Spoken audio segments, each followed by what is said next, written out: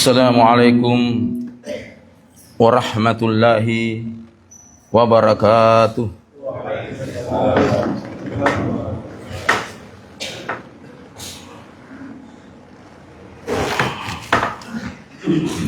Alhamdulillahi rabbil alamin. Allahumma salli wa sallim wa barik ala sayyidina Muhammad wa ala alihi wa ashabihi ajma'in, amma ba'd. Pertama-tama marilah kita memanjatkan puji syukur kehadirat Allah Subhanahu wa taala, di mana Allah memberikan kita satu nikmat hidayah, bangun di pagi hari, bergegas ke masjid. Jadi ini bukti keimanan kita. Orang yang bangun bergegas ke masjid, sholat subuh, ini imannya biasa. Mana iman yang luar biasa? Orang yang bangun sebelum sholat subuh jam 3 kah, setengah 3, dia mempersiapkan salat subuhnya dengan sholat tahajud, sholat tobat, sholatul lail. Setelah itu dia bergegas ke masjid. Ini iman yang luar biasa para jemaah sekalian. Jadi kalau ada orang yang datang sholat subuh, itu imannya biasa-biasa saja para jemaah sekalian. Bersyukur kepada Allah Subhanahu wa taala, orang yang datang sholat subuh berjamaah, langsung Rasulullah sallallahu alaihi wasallam mendoakan. Sebagaimana satu hadis mulia, apa doa Rasulullah sallallahu alaihi wasallam? Allahumma barik li ummati fi bukhuriha. Ya Allah, berikanlah keberkahan umatku di pagi hari. Yang dapat keberkahan di pagi hari yang datang sholat subuh berjamaah. Karena banyak juga orang bangun di pagi hari tidak datang sholat, urusan dunia. Para jemaah sekalian, bangun jam 3 sibuk dengan dunia. Ini apa, lupa sholat subuh. Ini tidak dapat keberkahan sebagaimana doa Rasulullah sallallahu alaihi wasallam. Yang kedua adalah marilah kita mengirimkan salam dan salawat kepada baginda Rasulullah Muhammad sallallahu alaihi wasallam sebagai bentuk cinta kita kepada Rasulullah sallallahu alaihi wasallam. Dan salawat ini adalah bukti ketauhidan kita, bukti tauhid kita. Ini salawat, ini tauhid yang sangat dahsyat juga. Karena kita mendoakan Rasulullah. Beda umat lain seperti Nasrani, dianggap Isa itulah Tuhan. Tapi kita mendoakan Rasulullah. Artinya apa para jemaah sekalian? Bahwa Rasulullah itu adalah manusia biasa juga. Ini bukti ketauhidan kita. Di satu hadis, Rasulullah SAW pernah bersabda, "Fa'akthiru alayya sholatan yawmal jum'ah." Perbanyak bersalawat kepadaku ketika hari Jumat. Fa inna sholatakum tu'radu alayya likulli yawmal jum'ah. Karena sesungguhnya salawat kalian itu dilaporkan kepadaku setiap hari Jumat. Fa aktsarahum aqrabahum manzilah. Siapa yang paling banyak salawatnya, maka dekat kedudukannya nanti bersamaku di akhirat. Maka amalan yang hebat juga adalah bersalawat kepada baginda Rasulullah Muhammad sallallahu alaihi wasallam. Sidang jamaah subuh rahimani wa rahimakumullah, pernah satu hari Uqbah bin Amr jadi bertanya kepada Rasulullah.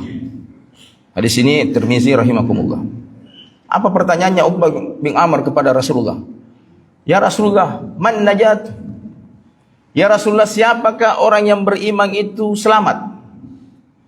Ternyata ada juga orang yang beriman tidak selamat. Dia percaya kepada Allah, dia percaya kepada Rasul, dia percaya kepada malaikat, dia percaya semua. Tetapi ternyata pertanyaan ini, kunci keselamatan ini ada 3 sebagaimana hadis Rasulullah SAW. Maka apa kata Rasulullah SAW? Amsik alaika lisanak, orang yang menjaga lisannya. Kemudian lanjutan hadisnya, wal yasa'qa baituka, orang yang memperluas rumahnya.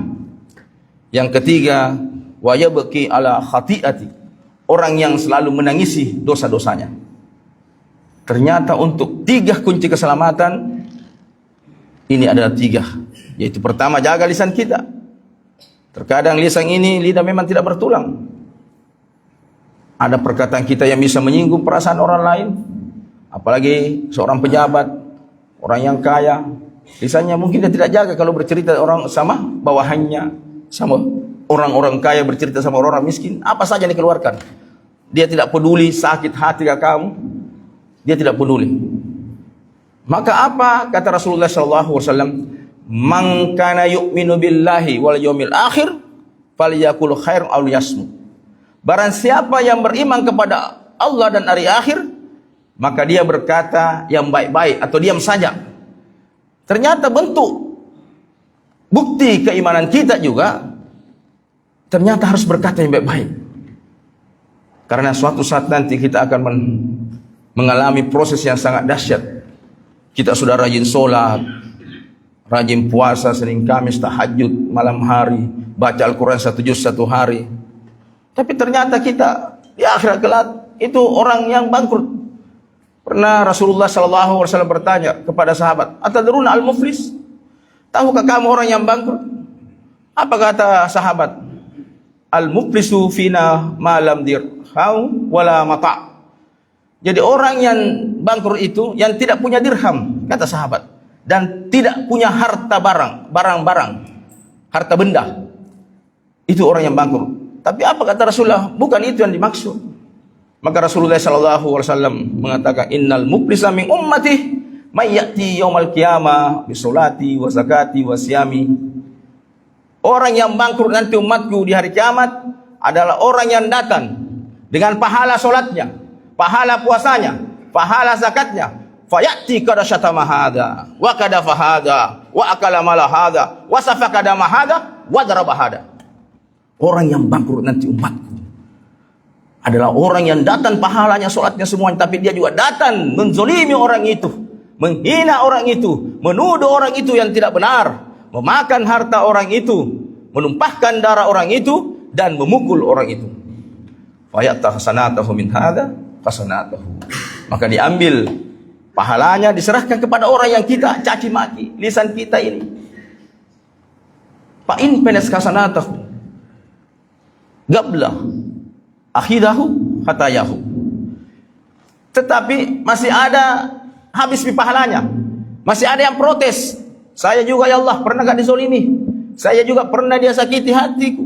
Karena lisannya saya seperti ini. Sakit hatiku. Tercabik-cabik hatiku. Ya Allah. Tapi habis pahala tak? Apa yang terjadi? Akhadha khatayahum faturiha ma'alaihi.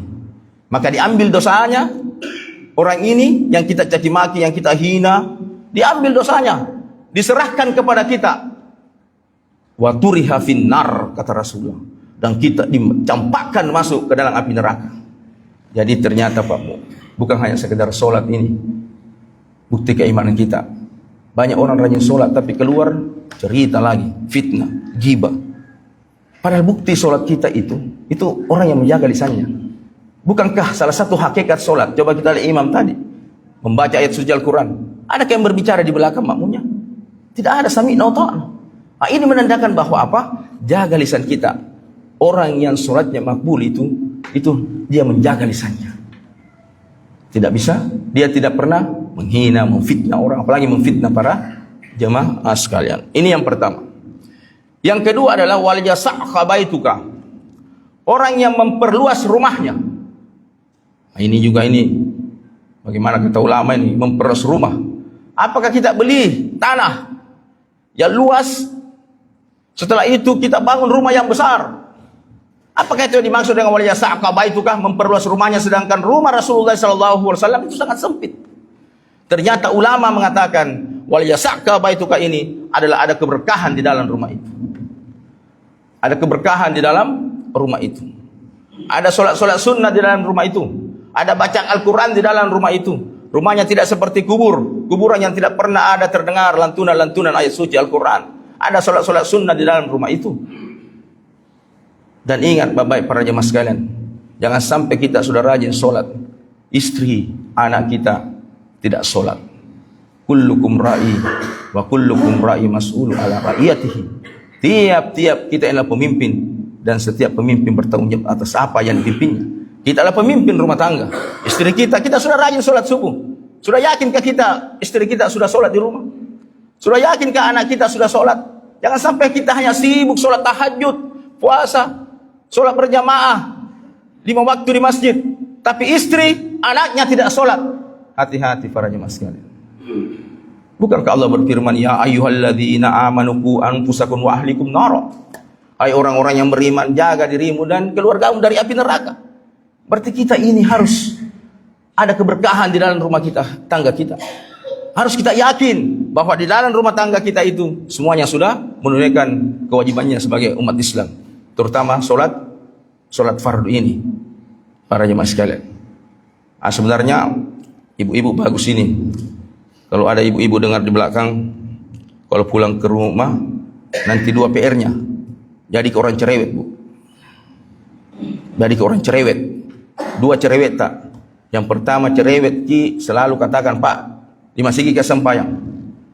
Asal mak bani tahu budangi bapakna. Di masjid ke solat, Pak. Di masjid ke solat.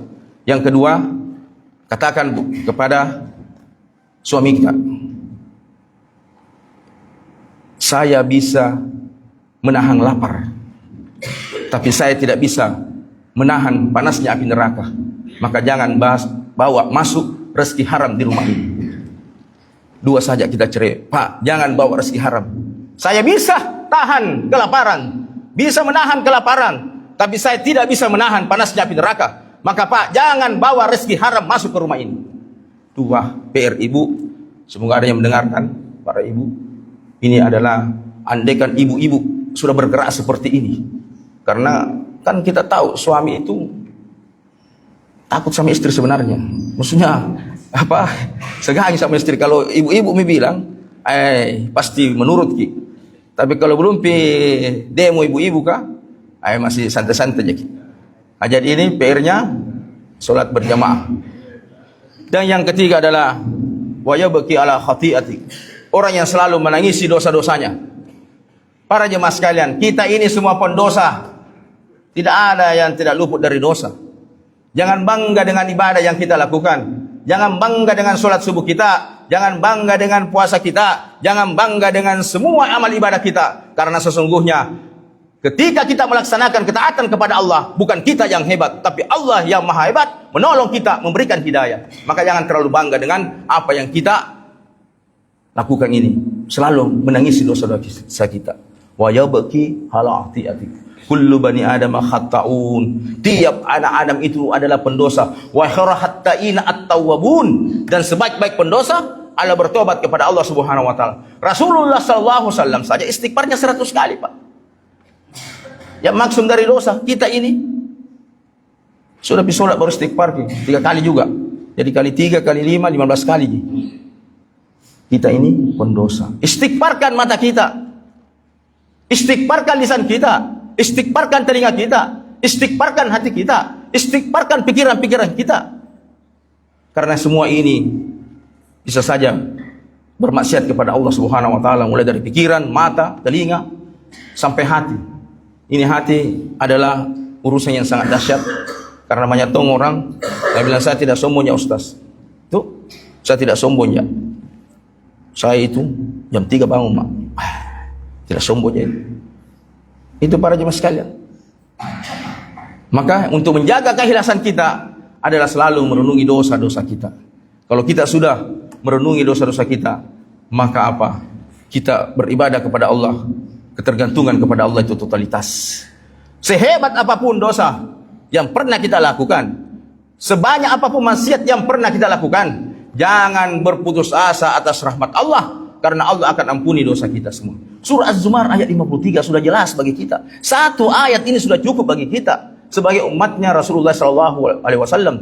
Qul ya ibadi ladzi asrafu ala anfusihim la taqnatu min rahmatillah. Innallaha yaghfiru dzunuba jami'a innahu wal ghafurur rahim. Katakan Muhammad kepada hamba-hambaku yang sudah melampaui batas, katakan kepada mereka, jangan berputus asa atas rahmat Allah, karena sesungguhnya Allah akan mengampuni dosa kita semuanya. Jadi jangan berputus asa. Kita semua punya masa lalu yang kelam, masa lalu yang penuh dengan maksiat, masa lalu yang penuh dengan dosa. Maka seringlah bangun di keheningan malam, di kesunyian, lalu meneteskan air mata, merenungi dosa-dosa kita, karena Allah masih memberikan kita waktu umur. Andaikan Allah mencabut roh kita pada saat kita bermaksiat, andaikan malaikat maut datang pada saat kita bermaksiat, alangkah celakanya kita.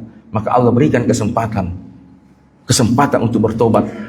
Maka seringlah menangisi dosa-dosa kita. Sidang jamaah rahimani wa rahimakumullah. Inilah 3 kunci keselamatan agar apa kita bisa selamat dunia dan akhirat. Yang pertama, jaga lisan kita. Yang kedua adalah bagaimana rumah kita ada keberkahan, ada bacaan Al-Quran, ada sholat-sholat sunnah dalam rumah kita. Itulah walinya sa'akabah itu, memperluas rumahnya, ada keberkahan. Yang ketiga adalah seringlah bangun tengah malam menangisi dosa-dosa kita. Ini mungkin yang kami bisa sampaikan. Semoga bermanfaat, semoga ada hikmah yang kita bisa ambil, ada ibrah yang kita bisa ambil, agar kita bisa lebih bertakwa kepada Allah, lebih beriman kepada Allah Subhanahu wa taala. Maka kita tutup dengan kafaratul majelis. Subhanakallah wa bihamdik, asyhadu an la ilaha illa anta, astaghfiruka wa atubu ilaik. Summa wallahu muwaffiq ila aqwamit thoriq. Assalamualaikum warahmatullahi wabarakatuh.